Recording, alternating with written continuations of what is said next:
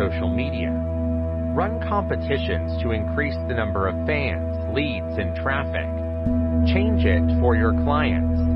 In an extension of these ways, there are others to build a brand on some social media sites, such as Facebook and LinkedIn. Starting or joining groups where your target customer is hanging out is beneficial. Begin the creation of a presence. The visual quality of your posts on Instagram is very important. Build and adhere to a theme. Using highly targeted social ads. Without social media advertising, it's hard to build a social media presence quickly. Targeted social media ads are a perfect way to construct your follow-up and how to get visitors to your website. Boosting content and displaying an ad, like a Facebook ad, are the two main strategies for social media advertising. In both cases, it is like running a very focused campaign to get visitors to your website with the least cost. Use the simple ad setting tools for targeting social media. People who have already visited your pages. On average, 95% of people visiting your site leave without being converted. Retargeting ads have a click rate that is 400% higher. Brand awareness is improved by 12%, and they offer a conversion rate that is 50%, 60% higher. Users like these advertisements as a bonus. They remind them that what they started was to come back and finish. Existing customers. Existing customers should spend more on retargeting for the same reasons. These are profiles that are close to your current followers or clients. Similar sites. Aim your company with a zip code or a distance. Target certain countries or nations. Visitors in your town from other places, as you can target tourists on Facebook and Instagram. Individuals with certain desires, attributes, and behaviors. Recently buying goods in your category or visiting a competitor's website, target someone. In a certain age range, target females. Reach people who like technology, fashion, politics, etc. Aim them strategically. This is how to get visitors to your blog without it having to cost a fortune.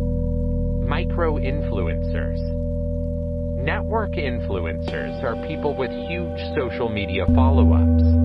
We are estimated to have millions of followers. They are often well known on their own. In your culture, they may be athletes, actors, television personalities, or even just a famous socialite. Marketing influencer is the act of networking to share something about your brand with an influencer. There might not be another way in front of millions of people.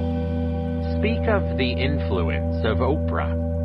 This influencer's endorsement also adds value and trust to your brand. This is the smart way to get visitors to your website. If the price is right, do it for sure. Yet, small businesses still find it difficult to afford influencers. There's even a chance you'll pay for them. The post will go out. Nobody is listening to it. There are better ways to get networking influencers that normally won't cost you a high price tag. Track your remarks. Know who really talks about you. Look for people in your goal with a big follow-up. Reach out to those that are thought about locally. Find a local star if you're a local business. In your city, they are well known, but they may want to support you for less cost because they're not a national figure. Look for a win-win. Sometimes you and another company can work together to reach out to the followers of each other. Share, swap, bid, or do a dual promotion to introduce each other to the other company for both customer bases. Talk of micro. A person with millions of followers can be too costly and too large to manage for a small brand. Search for micro-influencers instead. That's a guy with about 1,000 followers who are your target audience as well. Sometimes these micro-influencers are just delighted that your company notices them. Link and express respect for their hard work in building a follow-up in each case. So come forward with a business arrangement. Always ask for free or penny work for people, but some may reject it if you offer compensation because they like your brand. Do you know how to manage your reputation? Before choosing a brand, 91% of people are now looking at reviews. 85% of people rely on online reviews while they do on personal advice. The great news is that there are some bad reviews people expect you to have. In reality, more than 50% claim they are suspicious if you have lots of reviews without negative reviews. Most people focus more on the rating of stars and the number of reviews. And review sites like Yelp can use minimal work from you to push referral traffic to your website. Managing your credibility makes you available on a search engine high website that already exists. Know what you're saying to people. To get more feedback, put strategies in place. Never buy reviews or request great reviews, but most people give you at least a 4-star review when asked nicely. Even people who are upset tend to write comments when you don't ask for feedback. It results in your company being misrepresented. How to get traffic to your website is how to manage your reputation. Would you like to learn how to get traffic to your website in droves? Get really important. Whether you're on social media, running ads on AdWords, or using traditional methods of marketing, the difference is important.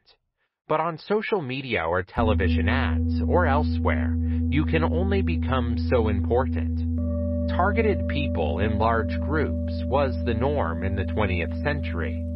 Marketing firms would target something the target likes by age, gender, and something. We can do so much more with the advent of digital marketing. We will drill down to a more personalized experience. Not only do people love a more personalized experience, they are responding to it, rising traffic and revenue. Market to people the way that more than 70% of people say companies want to communicate with them. That's email marketing based on permission. You spend an average of $1 on email marketing and make $44. Not a terrible ROI.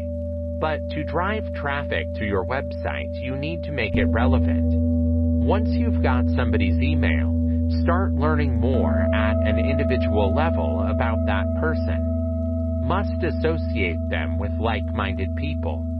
Give them all the deals, material, and communications that are more important. Using segmentation to categorize buyers according to their occupation, interests, place, age, or anything else you think is the most effective way to be relevant. Use automation to ensure that the email always arrives at the right time in your inbox. You are using analytics to decide how to deliver the content that is more important at the right time. Businesses using these approaches have open rates 14% higher, 101% higher visits to their website, and conversions that are about 18% higher. But email marketing with segmentation and automation based on permission is not easy. Without the right tools, it can easily get out of control. It has a lot of moving parts that are difficult to handle manually. Tools help eliminate many of the monotonous and time-consuming activities in order to focus on producing the most relevant content and generating income.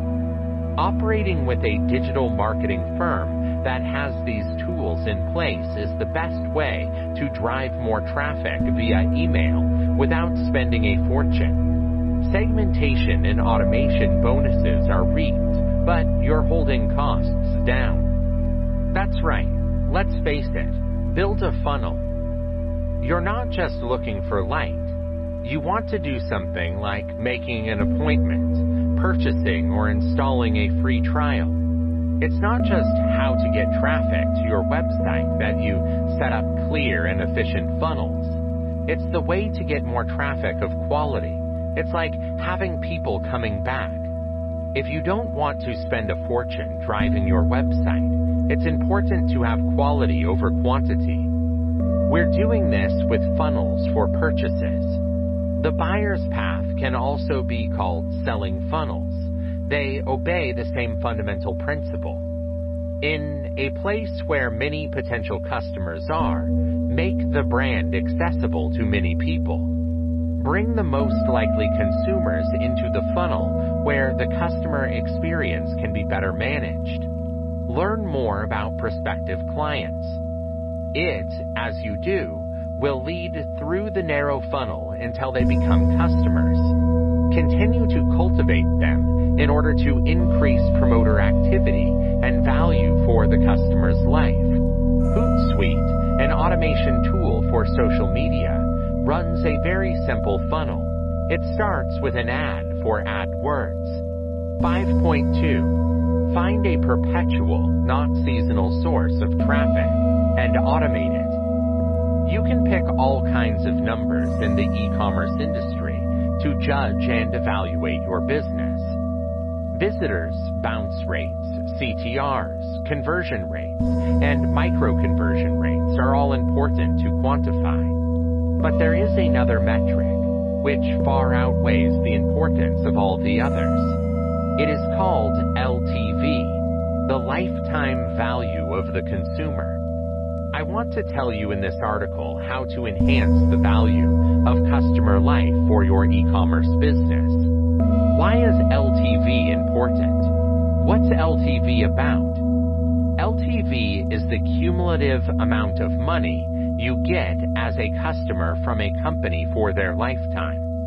Let's say you've got an e-commerce shop, for example. If the average customer spends $100 per year for 3 years on average, then the average customer LTV is $300. LTV is the best metric for analytics. LTV sweeps away all other metrics as it focuses on long-term value, not visitor spikes and seasonal fluctuation flash in the pan appeal. Through flattening the peaks and troughs into a straight line of either success or failure, LTV offers a balanced view of your e-commerce universe. Avinash Kaushik, an analytics maven, sings LTV's praises. He states that making lifetime value, LTV, computations is focusing on real success and finding customers who create value for the business, doing the kind of ninja analysis work that solves the problems of tomorrow today. LTV affects all business areas. As it influences every area of your business, LTV still matters. Take a look at how the life cycle of the consumer, read LTV, impacts nearly every e-commerce business sector. What do you see in the example above beyond the labels? I can see marketing, strategy, outreach, UX, development, product, customer service, decision-making management, sales, PPC, basically all that makes a business viable. LTV is a part of it all. Lower LTV means higher income. Also, important is LTV because it shows you the way to make higher profits. If you increase LTV, you will increase profit, plain and straightforward. According to marketing metrics, the possibility of selling to a new prospect is 5 to 20%. And the probability of selling to an existing customer is 60 to 70%. You concentrate on a plan that gives the company higher profit margins by concentrating on returning customers. Their lifetime value.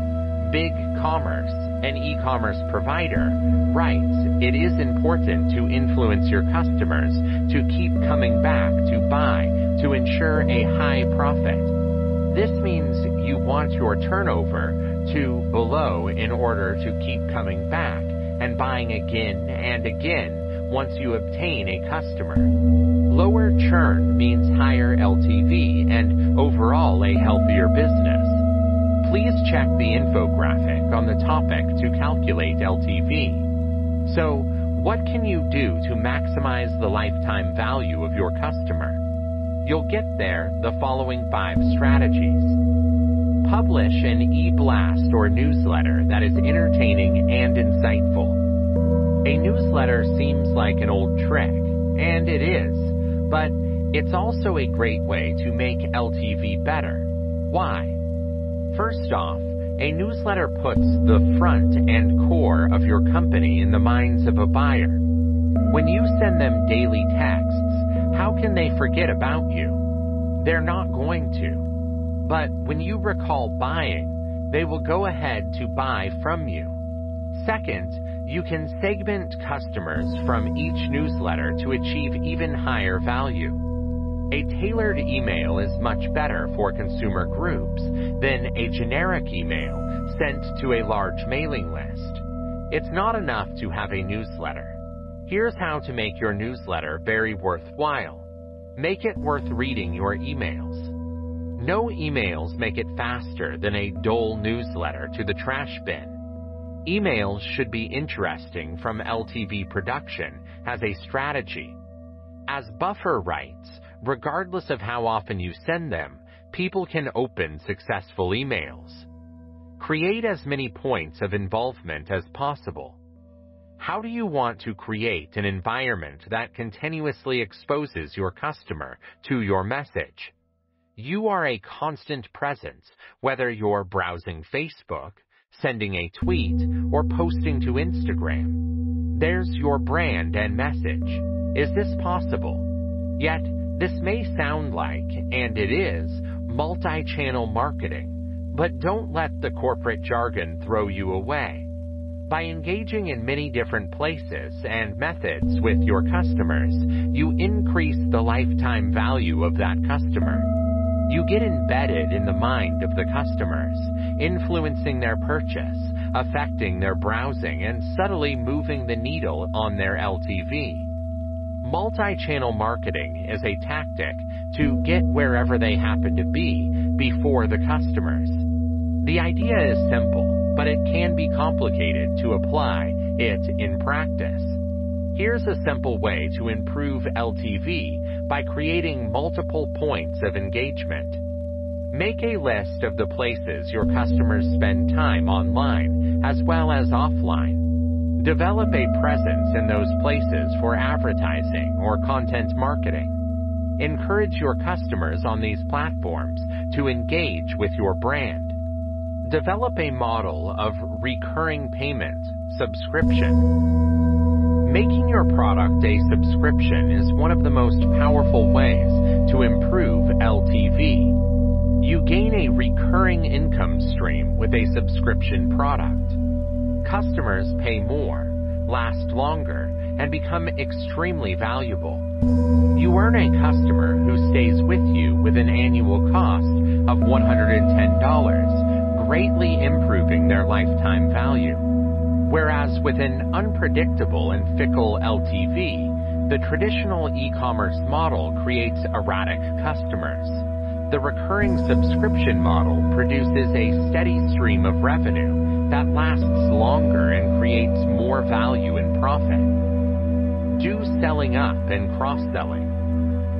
Getting a new customer is a really tedious task rather than selling to your existing customer. And when you do that, you increase that customer's lifetime value exponentially. Observe how the value of this strategy is compounding. This example of real life comes from a professional tax preparation provider. Its average lifetime value for the customer is $5,250. It's not a bad thing, but maybe it's higher? Sure. The $5,250 customer expands into a $37,350 customer by upselling an existing customer on tax planning, support, and a few referrals. Upselling is the equivalent of stepping onto the gas for e-commerce. Yeah, if you're not upselling, you're going to get where you're going. But by upselling, you're going to get there a lot faster. The example below illustrates how upselling increases SaaS productivity, but in any e-commerce venue or niche, the principle holds true. Upselling offers greater profitability, greater growth, and faster profit time.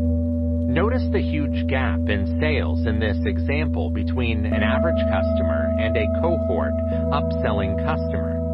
Upselling and cross-selling yields far more income than the typical consumers would ever have. You don't leave upselling to chance. You've got to sell it. Never put yourself in rejection. Remember, there is a 60 to 70% probability of upselling existing customers. You're going to get more yeses than us. Improve service to the client. Increasing the efficiency of your customer service is one insanely powerful strategy to improve LTV. Researchers discover in the popular Harvard Business School study that a 5% rise in retention rates translates into income gains of 25 to 95%. Lifetime value depends on retention value. A retained customer is a customer whose lifetime value needs to increase due to necessity. The longer a customer is a client, the more he or she is going to spend. According to Support Scout, Disney Parks has a return rate of 70%. How are they doing this? Disney has a lot of magic, but the theme park doesn't depend solely on magic. Their effort is to serve their guests through constant and never-ending optimization. The theme park's entire focus is to provide a good time for people. They're going to come back for more when you give people a good time. Here are some little and helpful ways you can increase your customer service and thus boost the value of your customer's lifetime. Be open to this. Let there be no unanswered phone call or text. Publish material that is authoritative. Get customer satisfaction with customers' highest level of attention. Be ready on certain occasions to over-deliver, if necessary, like delivering a pizza. Recognize the concern of the customer. Smile. Smile. On the phone, smile. Smile through your emails, only smile. Grant loyalty discounts. Be cooperative with customers who are upset. Combine your product knowledge with your consumer experience. Use as often as possible positive words. Never give up on a customer that is exasperating. Adopt a learner's attitude when interacting with clients. A well-served customer's sheer power is surprising when you first see it. Someone you've treated well will treat you well in turn. The value of life requires more than just productivity. It's all about relationships. 5.3. Don't send traffic to your home page.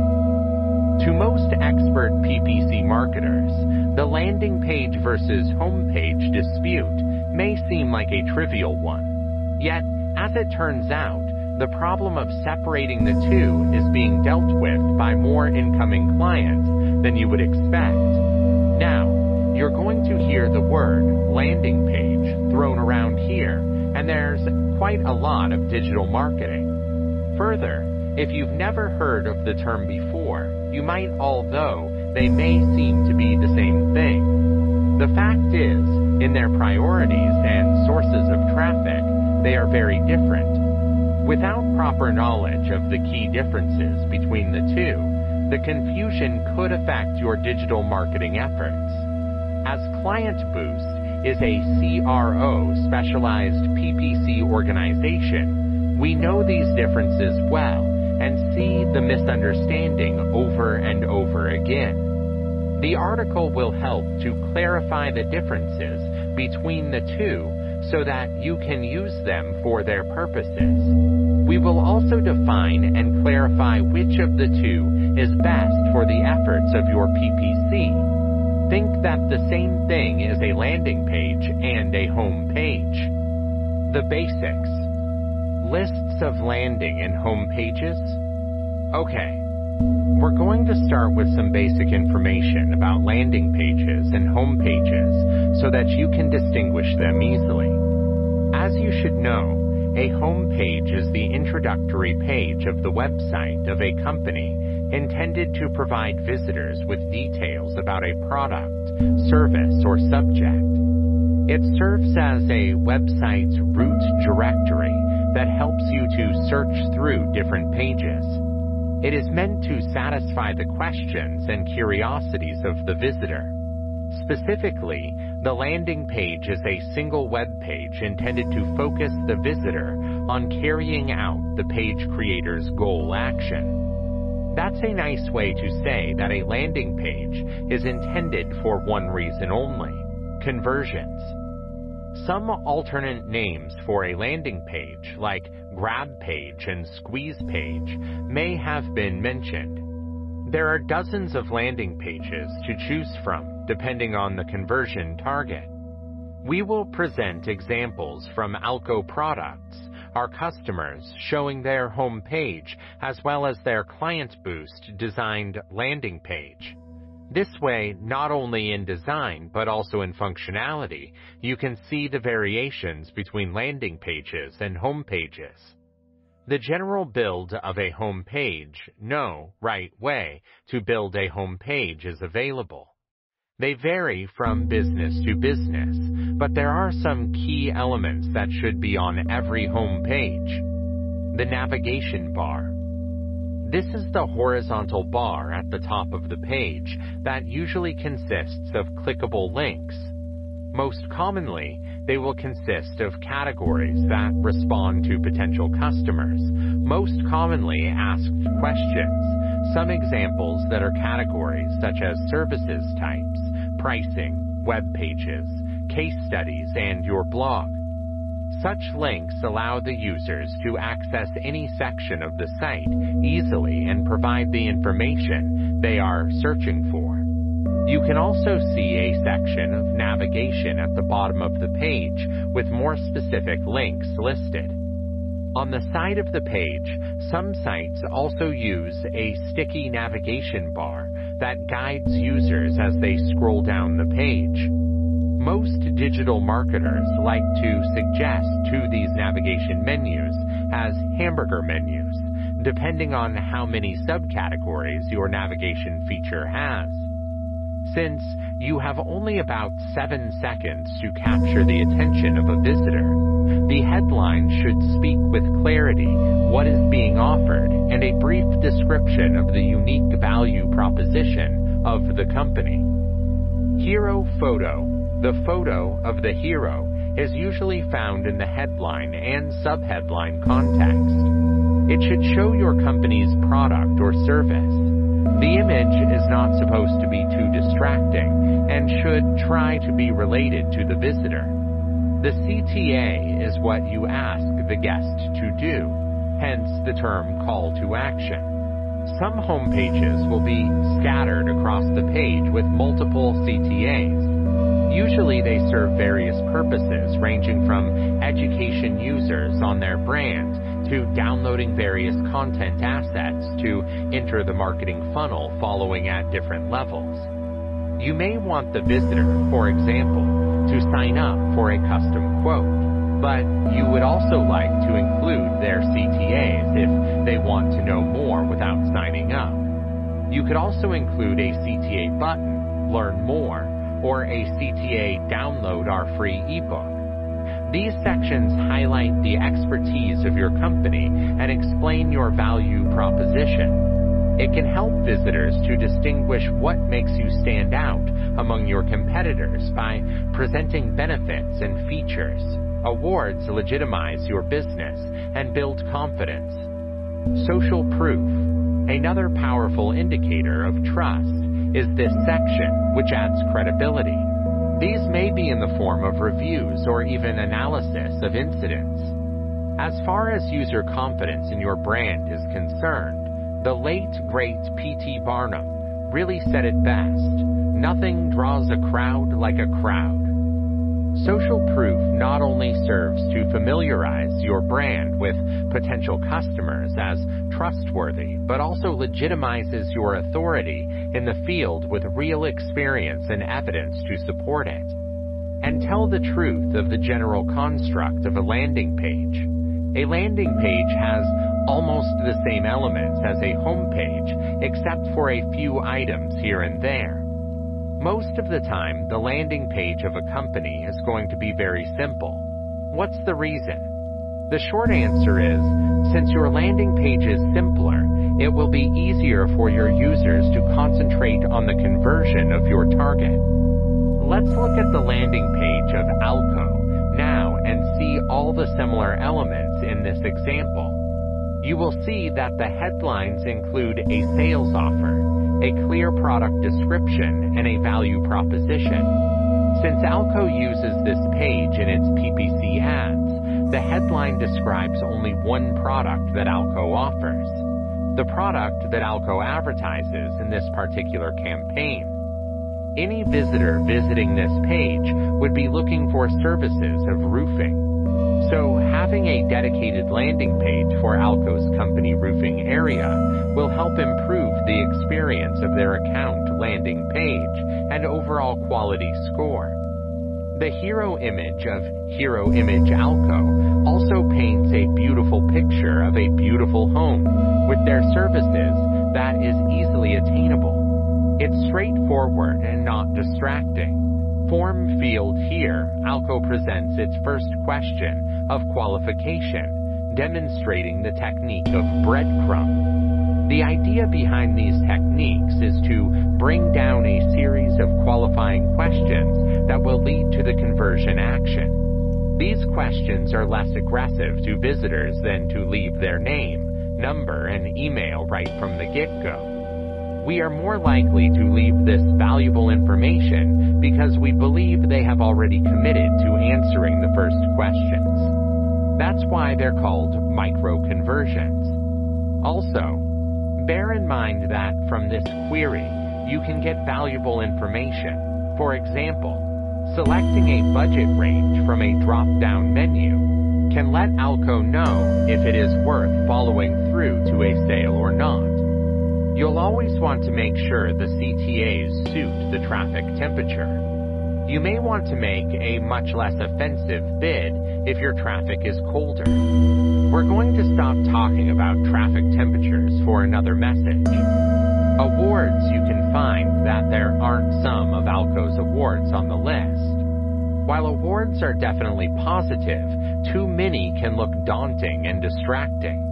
It's much more appealing for a landing page to choose a few impressive awards. Remember, you want to focus on a unique action for your users, your CTA. Benefits and features. You will notice that the section on benefits has been edited to the extent of short information blurbs. This section is meant to show their integrity, just like on their home page. But because we want to present information in easy-to-read sentences, the explanations have been condensed to 4 brief descriptions. We're going to explain why this is in the post later. Social facts. The comments you see are links that cannot be clicked to keep visitors on the website. Remember to keep visitors from leaving this page at all times.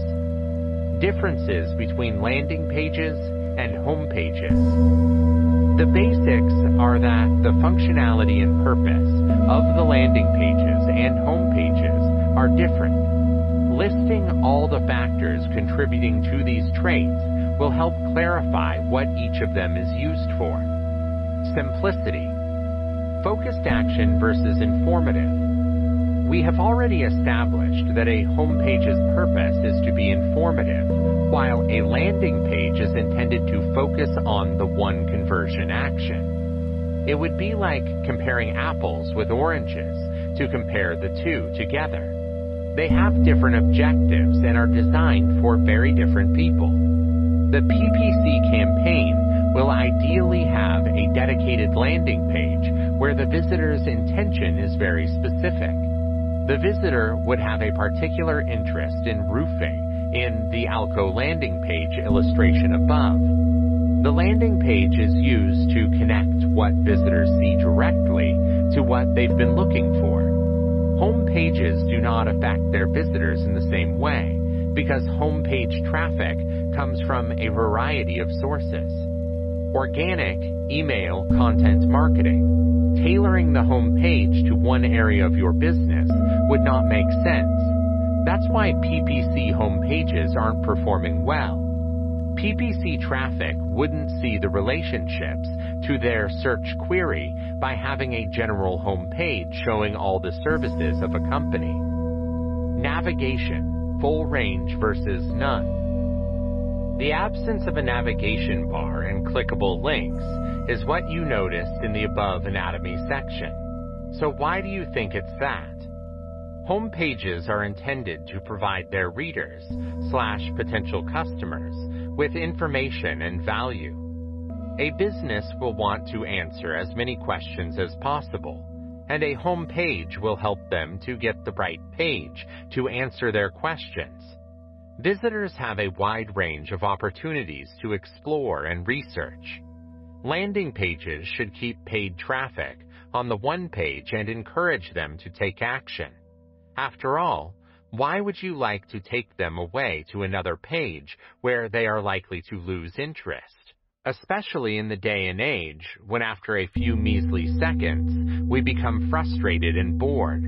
Keeping your users focused on the conversion of your target is important. Decision making. Quick versus prolonged/none. It's true that both pages eventually want to direct visitors to a conversion, but the pace and ease of conversion can vary. Home pages provide more detail and more links, which ensures that the user can continue to read and access the website for longer. That's the right thing. Isn't there always more information on one page that gives the visitor more value? Well, you don't have to. In all the distractions, the website conversion action that you want will get lost. Your homepage visitor is likely to be saturated with too much information with too many links. Landing pages encourage action by visitors. Fewer choices help people make decisions more quickly and with less effort. Let's give the scenario a little bit. Have you encountered fine dining in a restaurant? You will notice that there are only a few meals to choose from on their menu. Perhaps it will have 3 different appetizers, 2 soups, 4 entrances, and 2 desserts. And while there are essential choices, people would rather have a few options than 6 pages worth. Without much effort and time, customers can choose, enabling a more enjoyable customer experience. Conversion rate optimization. It is much easier to optimize on a landing page versus a home page. That's not saying it's impossible to optimize a home page, but it takes into account everything we've just talked about. Home pages require a great deal of visitor time and patience. Despite the goal of both pages to get conversions, a home page serves as a bridge to get those conversions. The homepage usage research aspect requires easy navigation. When attempting to refine metrics, such as time on screen or bounce rate, this could mean a lot of confounding variables to check. On the other hand, Landing pages are the reverse. A landing page's one conversion objective makes optimization much simpler and easier to calculate. Without all the bridges, it can be much faster to adhere to the positive results. Testing. Split testing versus too many variables.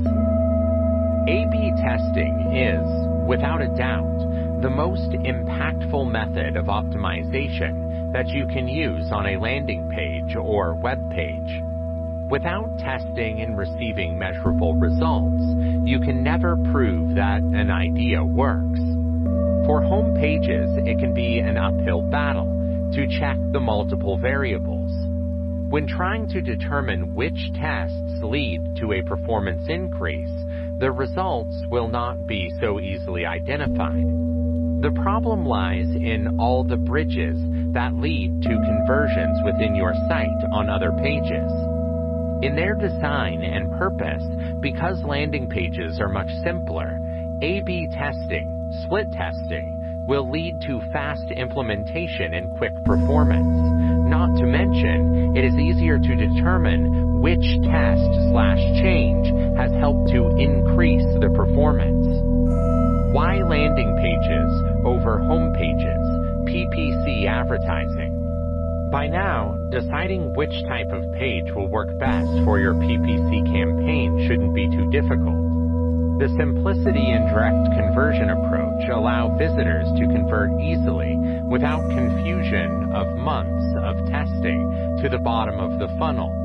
The turnaround time for results is extremely quick, and the goal is about generations of revenue. Defending home pages. Home pages have no place in digital marketing for PPC. Having a kind of hybrid home page/landing page on your site is entirely possible. Take, for example, the Client Boost website.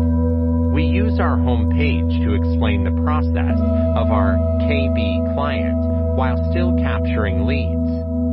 You can use pop-ups as conversion forms depending on how innovative you are with your home page design. Why not capture a few leads directly from the top of the funnel while maintaining a home page's navigational/informative functionality? Landing page versus home page. An apple and an orange. If there is one takeaway from this post, landing pages and home pages are intended to serve two different purposes. Although both pages are working toward more sales, they should try to play to their strong suits in their role in your digital marketing strategy. As long as you are playing to the strengths of each of these pages and appealing to the intent of the users for your design/copy and digital campaign you run should be set up for success. 5.4. Start with content network. Good content is released. Not to mention, the value of kick-ass material would be irresponsible. If you can make it yourself, it's all the better. Isn't it always better for you? Should have too much trouble getting someone to your team to churn out some blog posts. Try the top 10 lists, collections of tips, industry best practices, etc. I posted a lot of creative marketing ideas for content here, and Elisa recently wrote the guidelines for small business content marketing. Build videos for guidance. Video content is really important, and while it may cost big bucks to produce professional YouTube videos, there's nothing wrong with hiring a film student off Craigslist or giving it a shot yourself.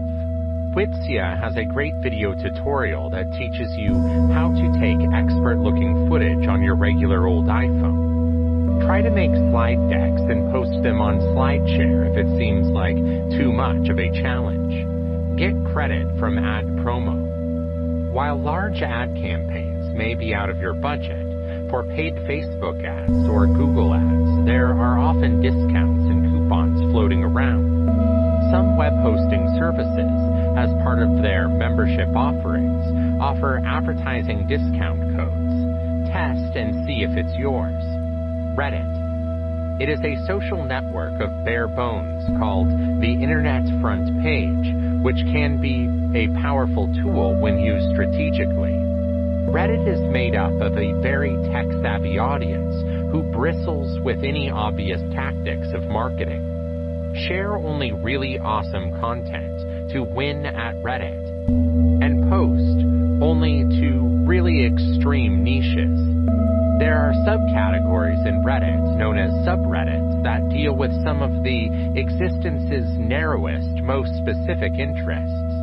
There is a lockpicking subreddit, r/lockpicking, a unicycle subreddit, r/unicycling, and there is even a subreddit to admire beautiful handwriting, r/penmanship porn, and there is one for SEO, of course. Find and dominate your niche. Be a social networker savvy. Develop business accounts and take part in the major social media sites: Facebook, Twitter, LinkedIn, Google+, and Pinterest. If your company is image-oriented, add Instagram to it too. Check out this list of easy marketing ideas for Facebook for any type of business. Stumble over advertising. There might be StumbleUpon's paid search discovery for you. Paid exploration brings ready-to-engage users directly to your app. What's the best thing about StumbleUpon? Photography, visual assets, and content with humor. Compared to other paid ad structures, StumbleUpon is quite cheap. Start with a 10 cents base price per click, then add +2 cents for targeting age, targeting gender, and targeting devices. For detailed information, you can see the complete list price. Whatever you spin it, the paid offer from StumbleUpon is less expensive than most other social media ads. For example, Facebook ads can cost as much as 80 cents per click. Using targeting options to make sure you hit the right markets and niches to really appreciate StumbleUpon. Your bonus. Impressions and clicks on the display network can be much cheaper than those found on the search network, especially if the creative display is being leveraged. Infographics from the DIY. Infographics are powerful marketing tools that are insane. They are visual eye candy, they are easy to digest, and people enjoy sharing. So they move up referral traffic and connections. It can hit your wallet hard to hire a designer to make you an A+ infographic, but if you don't mind a little challenge, you can make your own on the cheap. Give old data a new life. Content Writer takes away the much content if your budget is too high. If you are in a dry spell, breathe new life into something that already exists on the web instead of creating something new. On the internet, a ton of data studies and statistics are available. While some of these research may have initial momentum, there are many that often go unnoticed. Find and polish a report applicable to your business. Highlight the study's most important and interesting sections. Add photos, churn out some maps, and make your own data-based thoughts and predictions. For this technique, you don't have to be a master writer. The data will do most of the heavy lifting with you. The throwaway data of one man is the success story of another man's material. Just be sure to quote your sources and give credit where it should be. Check data.gov or the Census Bureau for government data. UNICEF and the World Health Organization will find global statistics. Finally, you will need to identify source data that is important to your business and the needs of your audience. LinkedIn Lounge On. LinkedIn is a major, often underused social media site. Don't just install and sign up for network connections. Join groups, access link dialogues, and exchange blog posts. There's a ton happening on LinkedIn, and promoting your content, sharing ideas, and building your brand can be a great place. 5.5. Don't be greedy. They sometimes talk of markets as if it were a living, breathing entity collectively. What do the latest job numbers think about the market? How will the market respond to the meeting's most recent minutes of the Federal Reserve? Usually, by looking at trade pieces, these questions are answered instantly. What is customer feedback better than that? Hate the number of jobs? Reduce the industrial average of Dow Jones by 300 points.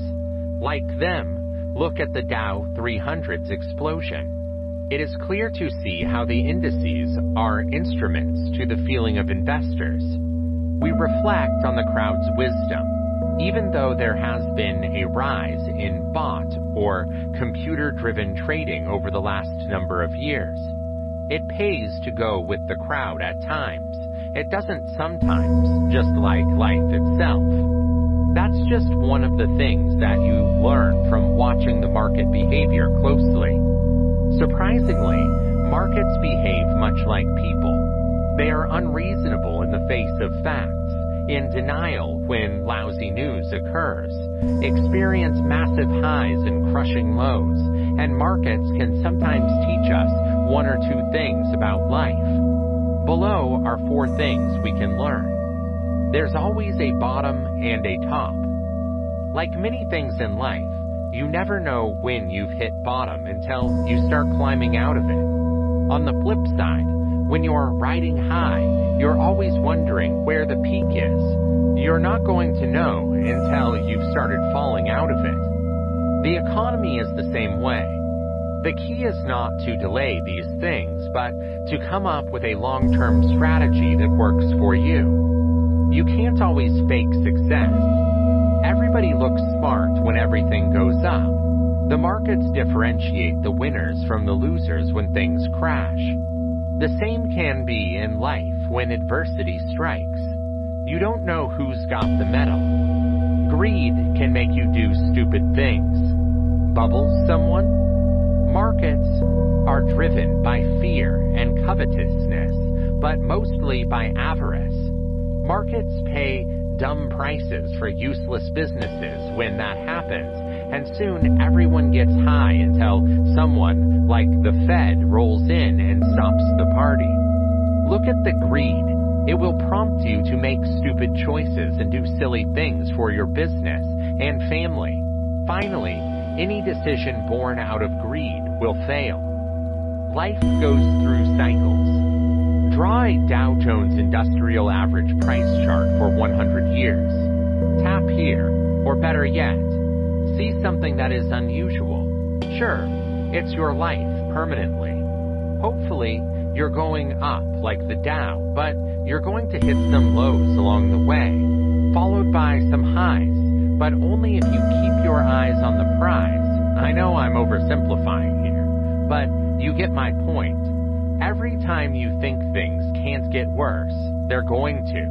But remember, it means things can go up, and they're going to do it. Markets are going through stages, and so are living lives. The more money that you love, the less it seems to love you back. According to State Street Center for Applied Research, which surveyed 3,000 retailer investors around the world, a new study found that approximately 60% of investors who score high on a love of money scale actually have bad financial results.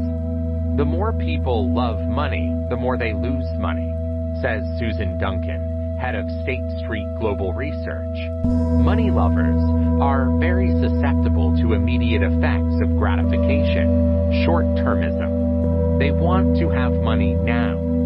State Street also found the opposite to be true. Those who love money make better investment decisions. Lovers of money are less likely to give priority to saving or to contribute to their plans for retirement. They tend to buy and sell high and low. When surveyed, they replied they would prefer to have $1,000 now instead of waiting 5 years and earning $1,900. Further, America is the home of Wall Street. It did not have the highest score of love of money, according to State Street. India took the title with a high score of 93% of respondents. In China and Brazil, the next highest scores were.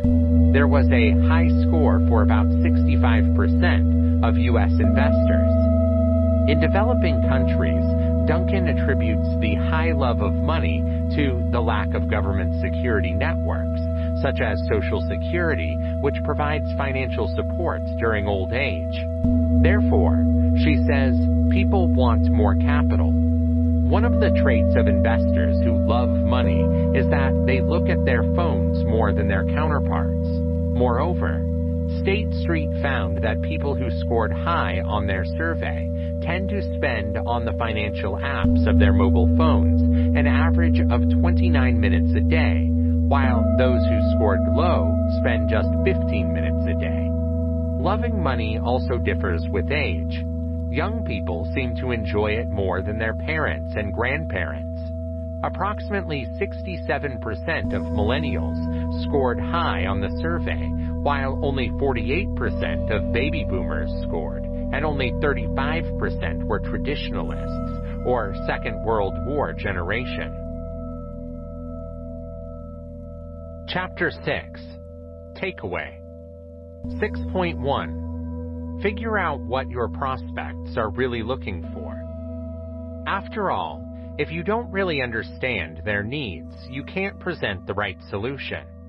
The most integral part of your sales process is to understand your prospects and find out more about them. This is what allows you to help them solve their problems. If your goal is to make life easier, and should be, for your prospect, you can't afford to skip this step. Further, it's like trying to find the proverbial needle in the haystack to pitch your offer without knowing your prospect.